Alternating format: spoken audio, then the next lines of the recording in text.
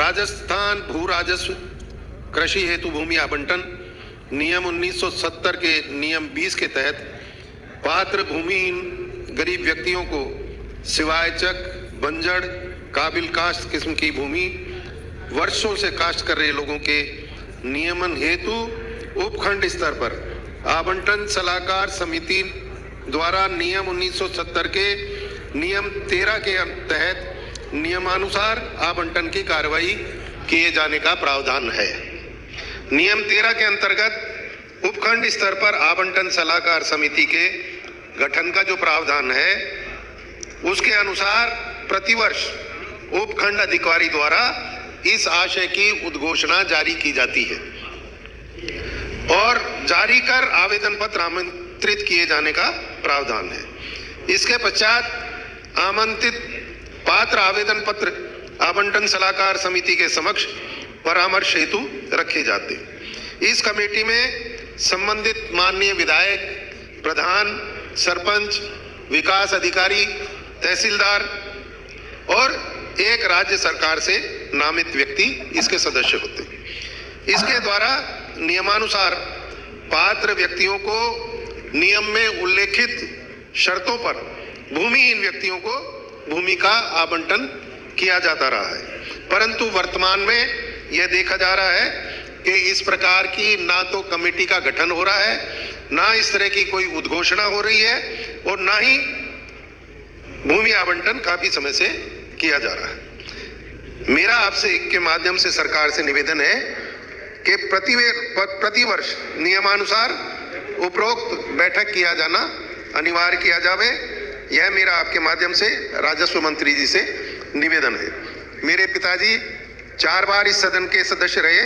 मैंने बहुत से कृषकों को और भूमिहीनों को आवंटन होते हुए देखा है, इसलिए मुझे इस नियम की जानकारी है।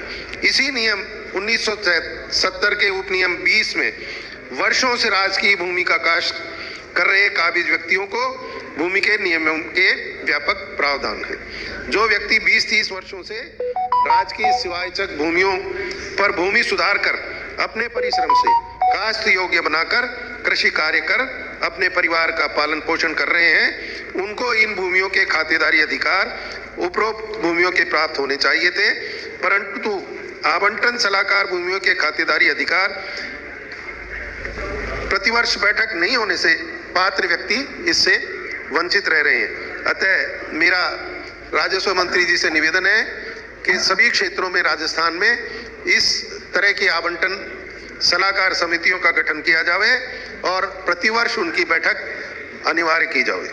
नीमका थाना उपखंड में मेरे विधानसभा क्षेत्र में इस प्रकार की अधिकांश भूमियों की किस्म प्रथम जमाबंदी में गैर मुमकिन पहाड़ अंकित है, जबकि मौके पर पहाड़ ना होकर कृषि योग्य भूमियां हैं।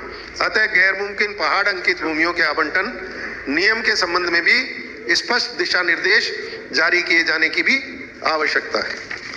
एक मैं दूसरी महत्वपूर्ण बात सदन के सामने रखना चाहता हूं कि राजस्थान में भूमि का मालिक राज्य सरकार होती है। अगर हम जमाबंदी निकालते हैं तो उसमें भूमि धारक का नाम राजस्थान सरकार आता है, जबकि हरियाणा और अन्य कई राज्यों में भूमि का मालिक काश्तकार है। ये भेदभाव राजस्थान के कृषकों के साथ क्यों किया जा रहा है? मेरा सदन में सरकार से निवेदन है कि राजस्थान के काश्तकारों को भी भूमि का मालिक होने का अवसर दें, जिस प्रकार से हरियाणा और अन्य राज्यों में है। मेरे पास दोनों प्रदेशों की जमाबंदियां मौजूद हैं। मैं आप चाहें तो टेबल कर दूं, आप चाहें तो राजस्व मंत्री जी को दे दूं, लेकिन इसी तरह का जैसा हरियाणा में प्रावधान है, इसी तरह का प्रावधान हमें राजस्थान में भी करना चाहिए और कृषक को भूमि का मालिक डिक्लेयर करना चाहिए, न कि राज्य सरकार को। जब स्वतंत्रता प्राप्त हुई थी उस वक्त टेनेंसी एक्ट बना था और उस वक्त राजस्थान जो टेनेंसी एक्ट बना था उसमें जो व्यक्ति खेत जोतता था उसको खेत का मालिक डिक्लेयर किया गया था, लेकिन अभी भी वो काम थोड़ा सा अधूरा रह गया है और इस तरह से आप ये प्रावधान हरियाणा की तरह से राजस्थान में कर आप निश्चित तौर पे राजस्थान के काश्तकार को खेत का मालिक बना सकते हैं। राजस्व विभाग में सबसे ज्यादा भ्रष्टाचार की बातें आती हैं। जमीन की रजिस्ट्री में काफी प्रयासों के बावजूद दरें तय हैं, ये पूरा सदन जानता है, हम सब जानते हैं। आज एआई के जमाने में क्या कोई ऐसा ऐप डेवलप नहीं किया जा सकता जिसके जरिए रजिस्ट्री के कागजों की जांच अच्छी तरह से की जाए और तहसीलदार को इसके बीच में से हटा दिया जाए। उस ऐप के जरिए रजिस्ट्री जो पेश करता है आदमी, उसके कागजों की जांच हो और रजिस्ट्री, अगर वो ऐप अलाउ कर देता है तो रजिस्ट्री हो जाए। तो मेरा ये सोच है कि इससे भ्रष्टाचार में बहुत कमी आएगी। और बरसों से ये जो नासूर हमारे यहाँ पला हुआ है कि रजिस्ट्री में पैसे लगते हैं, उसकी दरें तय हैं, तो उसको ऐप के जरिए ठीक किया जा सकता है। आदेशों के बावजूद भी आज तक म्यूटेशन पूरे के पूरे ऑटोमेटिक नहीं हो रहे, किंतु परंतु उनमें कुछ न कुछ लगता है। तो इसकी भी कोई व्यवस्था की जानी चाहिए कि राज्य सरकार की मंशा के अनुसार नामांतरण ऑटोमेटिक हो। महोदय, नक्शों में खसरा नंबर की स्थिति की अदला बदली हो जाती है।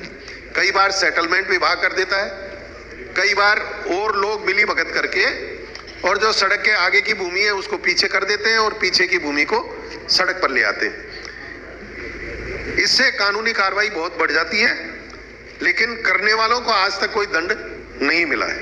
इसलिए इस ओर ध्यान दिए जाने की आवश्यकता है और जो दोषी व्यक्ति हैं जो इस तरह की कार्रवाई को अंजाम देते हैं, उनके खिलाफ कार्रवाई की जानी चाहिए। सामूहिक खातों का विभाजन भी एक बहुत बड़ी समस्या है। परिवारों में पहले बहुत सामंजस्य हुआ करता था, परिवार का बड़ा जमीन बांट देता था और सभी बेटे पोते उस पर उसी हिसाब से काबिज हो जाया करते थे। कागजों में बंटवारा नहीं होता था। आपसी तालमेल की कमी की वजह से अब सर्वसम्मति से बंटवारा नहीं हो पाता है, वह कानूनी प्रक्रिया में बहुत समय लग जाता है। अतः मेरा सुझाव है कि राजस्व से संबंधित जितने मामले हैं उनकी कानूनी प्रक्रिया को एक तय सीमा में पूरा करने का कोई नियम बनावे, कोई प्रावधान करें कि अनलिमिटेड टाइम तक वो पेंडिंग नहीं रहे।